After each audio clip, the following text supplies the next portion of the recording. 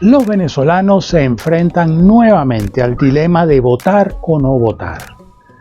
Es claro que han sido muchas las decepciones, pero derecho que no se ejerce es un derecho que se pierde. Votar, aún en las condiciones más desfavorables, puede abrir caminos para una ruta democrática, y así lo confirman diversos estudios y análisis de más de 100 casos alrededor del mundo. De eso vamos a conversar hoy en la videocolumna 257 y que hemos titulado ¿Votar o no votar? El caso Venezuela. En noviembre de 2020 escribí un artículo titulado En política no hay espacios vacíos, donde señalaba que en política no hay áreas que queden sin ser ocupadas o controladas. Los vacíos de poder, autoridad o influencia pronto serán llenados por otros sectores, ya sean grupos políticos, organizaciones ilegales o por inclusive la propia sociedad civil. Máxima que se mantiene vigente en política por milenios.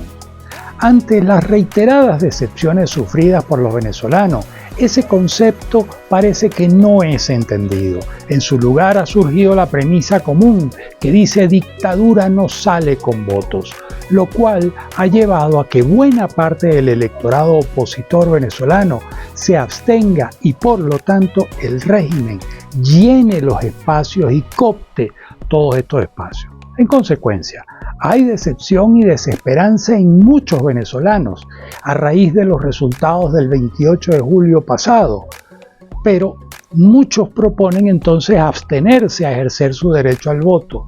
En ese debate bien cabe la teoría de los espacios vacíos, la cual casi siempre es rechazada con un argumento de que dictadura no sale con votos, y al consultar la razón que se obtiene con la abstención, se acaba el debate. No se escucha en ningún caso un razonamiento lógico a favor de la abstención.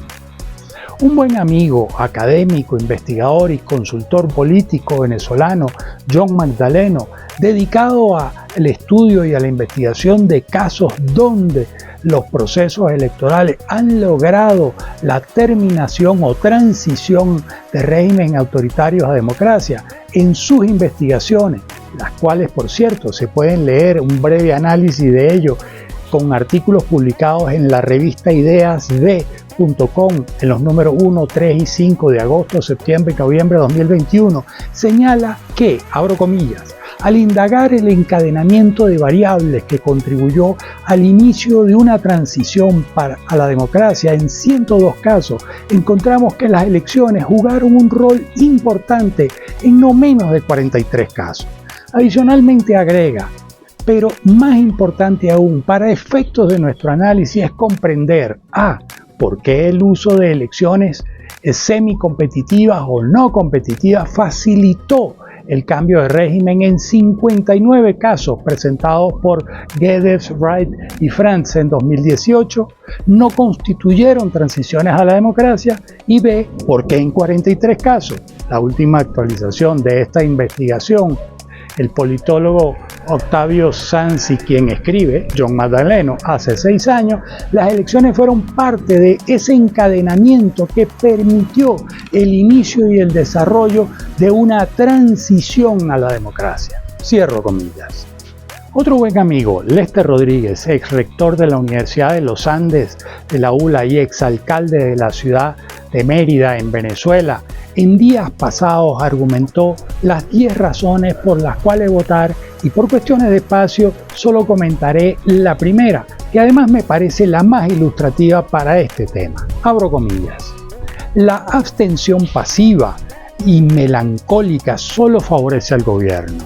En esperar, sin movilización ni organización interna, que el gobierno actúe democráticamente es una ilusión que conducirá irremediablemente a la misma política de votar unas veces sí y otras no.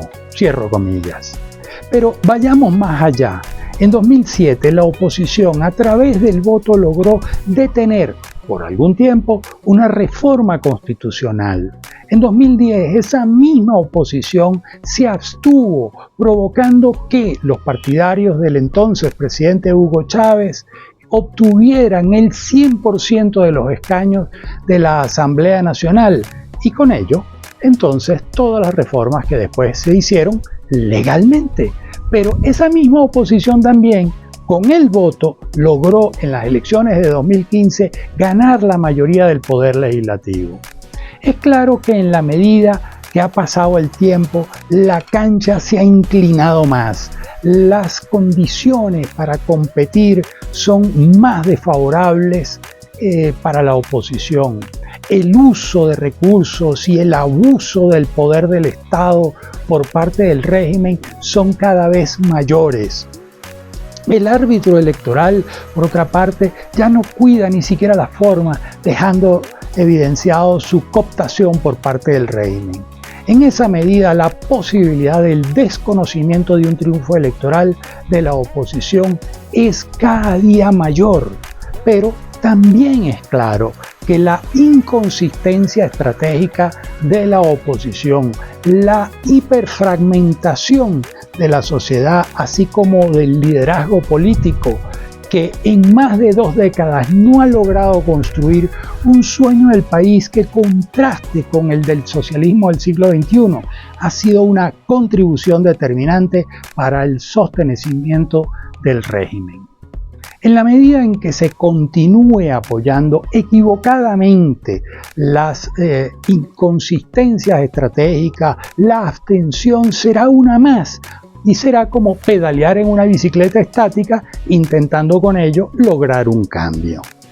Por más adversas que sean las circunstancias, el voto es una herramienta que jamás se debe desperdiciar, pues derecho que no se ejerce es un derecho que tiende a desaparecer. Si el voto es ejercido en masa, acompañado por las mayores movilizaciones jamás vistas, con millones de personas activas en todos los rincones de Venezuela, seguramente se logrará desencadenar hechos que llevarán a la democracia.